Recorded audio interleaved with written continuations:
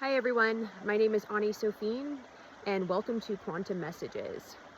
I am standing on a very sacred piece of land. This land has been used for healing for the past minimum of 10,000 years. What's unique about this place is that it is only one of two CO2 vapor springs in the world that was used by humans for healing. The other one is in Turkey.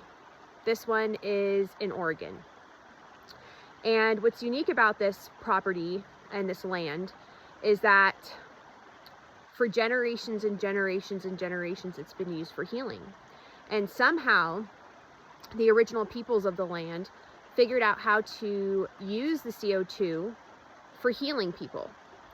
What's very interesting is that CO2 can kill you. So how they figured that out, I'm not 100% sure. But they felt that the CO2 was the breath of the Great Spirit. Now this property is on the exact ley line, one of the ley lines of Mount Shasta. So there's deep volcanic activity that is occurring, heightened transformative energy. And I've stepped into being a steward of this land and to almost like a guardian.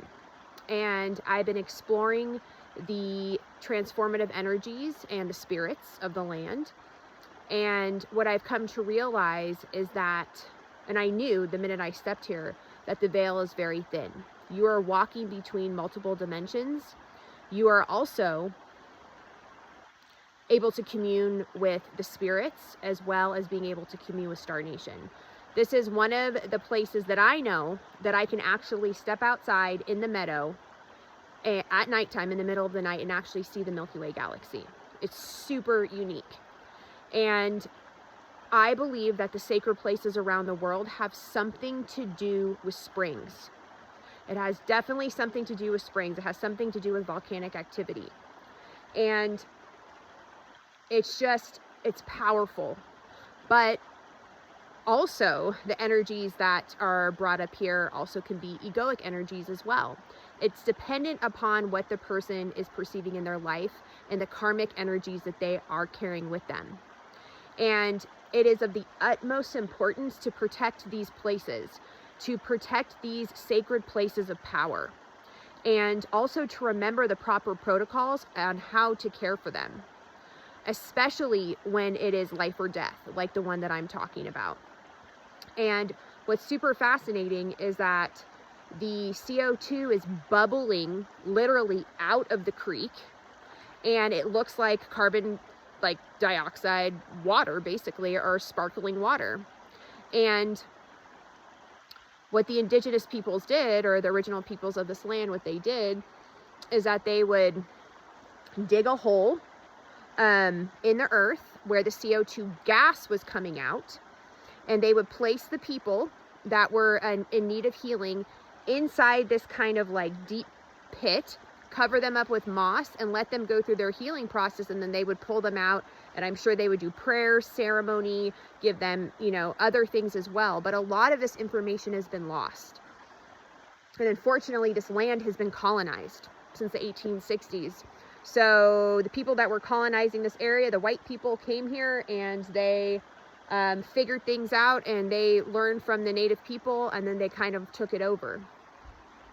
But places like this should not be used, should not be sold, technically. And we need to start understanding what is this deeper level, what is this deeper layer of this connection between springs, volcanism or volcanoes, CO2, and heightened levels of consciousness. Most sacred places around the world have a spring underneath them. So there's some type of deeper connection between this. And I have this amazing, crazy fascination with it.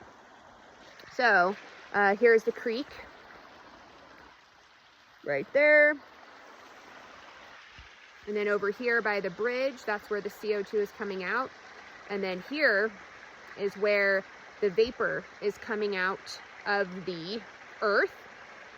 This used to be the original healing ground But over here is where, like, if you were to look at the water, there would be bubbling water coming out of the creek, and it's only in a certain spot.